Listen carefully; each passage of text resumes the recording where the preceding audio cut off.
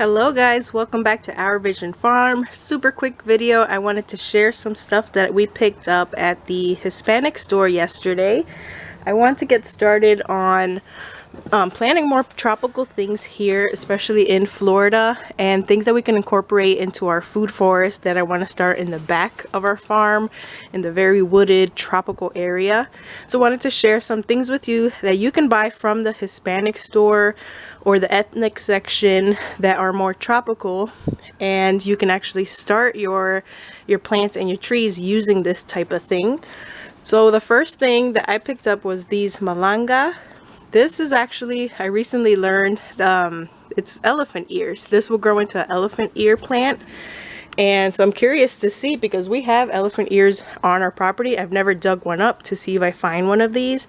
But this is like an edible, starchy vegetable. And you plant it. I'm going to start it in pots first so I can keep track of how the progress is going. And then you plant it in the ground, and it should produce more elephant ears and more tubers. And you can eat it's almost cooked like a potato. So that is a good and nutritious root vegetable that you can grow in your food forest.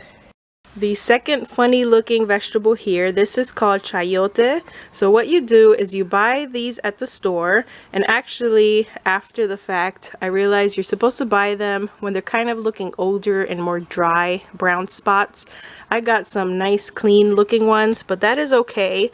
So basically what you're going to do is set these on the counter, and you will notice a sprout come out of here eventually. Once that sprouts, it is safe to go ahead and plant it.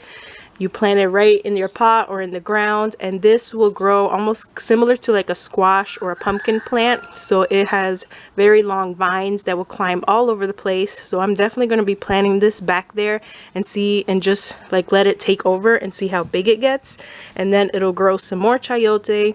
This is kind of like I would say like a squash. It's comparable to like a squash or a zucchini without like all the mushy seeds in the inside. So it's a little bit firmer, but it has a very mild taste.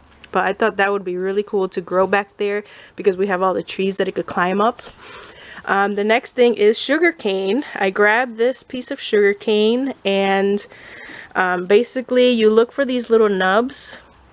You want to plant, I'm going to cut this into several chunks, but you want to plant it, and the nubs will actually grow your sugar cane plant, very similar to planting yucca. But here when they sell the yucca, it's already like coated in a wax, so I have to find a source for yucca so we can plant that as well that doesn't have that wax coating on it. But this sugar cane I will chop up into a couple pieces and plant them just like this into the dirt, and then these will shoot out and you will have sugar cane plants. So every chunk that I plant will be a whole new plant. Very excited for that because we can do lots of things with sugar cane. We could try to sweeten our own things, make our own sugar, make our own treats with it, or just eat it as a nice little cool snack. We tried this yesterday. It was really good, really juicy and sweet.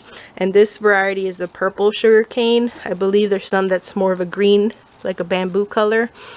So that is the third item we're gonna do. Another very obvious one is pineapples. I actually already had this pineapple, but if you didn't know, all you have to do is twist this top off, literally stick it in the ground, stick it in a pot, and you'll have yourself a pineapple in about 3, sometimes even 4 years. So it does take a while, but if you eat a lot of pineapple, save all your tops. You can stick them straight in the dirt or soak it in water for a couple days. Sometimes I stick it in water, sometimes I stick it straight in the dirt. Works the same both ways, and it'll grow into a pineapple plant. This one I have shared with you guys already. I picked out the ripest papaya that my store had because I'm going to crack this open, get all those seeds out of there, and start a whole bunch of papaya trees. This is how I originally started growing papaya here in my Florida garden, but unfortunately with this winter we had a lot of frosty nights and all my papaya trees died. We actually had some that already had small little fruits on it and flowers, and I just lost all of them. So I have to start brand new with my papaya. So I'm going to open this up and get them in pots. I'm going to start them in pots, and that way I could transplant them wherever I want later. That is a super easy way to grow papaya here in Florida. You don't have to order any seeds from anywhere. Just purchase a ripe papaya. If you could find a local one, even better. But this is how I've grown papaya here all the time. And then just from your own papaya that you grow, save the seeds for the next time. Most of the time they even reseed themselves. If you have a rotten fruit that fell off the tree, you'll notice that the next year trees are popping up from there. So those are some super cool and tropical exotic things that you can grow here in Florida using things that is just store-bought. So very simple. Especially if you're already buying this stuff in your household, it's no trouble to just save one and go ahead and plant it and see what happens. One little item, one little seed can turn into a lot of food for you and your family. Hope you guys enjoyed this video. I will definitely update you guys on the progress of all of this in some of my future videos. I'll see you guys in the next one.